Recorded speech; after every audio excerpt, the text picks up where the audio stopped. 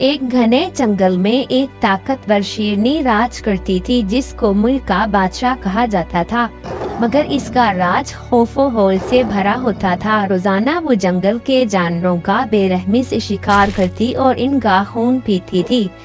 इस शेरनी के खौफ से जंगल के जानवर छिप जाते और अपनी भूख और प्यास को भी दफा करते। जंगल के जानवरों ने अपनी हिफाजत के लिए इकट्ठे होकर फैसला किया कि वो ज्यादा अजियत उठाने के बजाय रोजाना एक जानवर को शेरनी के करीब भेजेंगे और शेरनी वो जानवर खा लेगी और बाकी जानवर अपना वक्त गुजारेंगे अमनो अमान से। ऐसे ही एक दिन खरगोश की बारी आई और वो शेरनी के पास पहुंचा। खरगोश होशियार और दानाई से भरपूर था। इसने शेरनी का सीधा मुकाबला करने की बजाय अक्लमंदी से सबक सिखाने का फैसला किया। खरगोश शेरनी के पास पहुंचा और उसे एक तोहफा दिया। शेरनी की ताकत की तारीफ की। शेरनी खरगोश की मोहब्बत का हैरत अंगेज जवाब देती रही और गरूर से अकड़ती रही।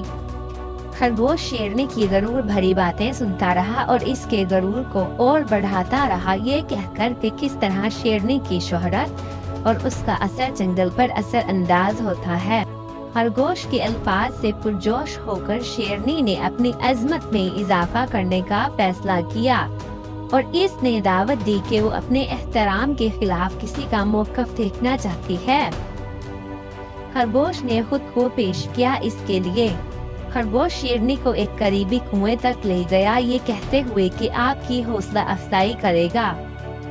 जैसे ही वो कुएं के करीब पहुँचे, खरगोश ने शेरनी को कुएं में धकेल दिया और शेरनी ने कुएं के पानी में खुद का अक्स देखा और अपनी बेबसी के आगे हाथ खड़े कर दिए।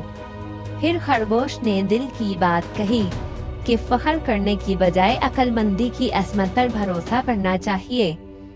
शेरनी ने सबक सीखा और खुद को दोबारा जानने के बाद अपनी गलती समझी और अच्छे तरीके से हुकूमत करने का फैसला किया।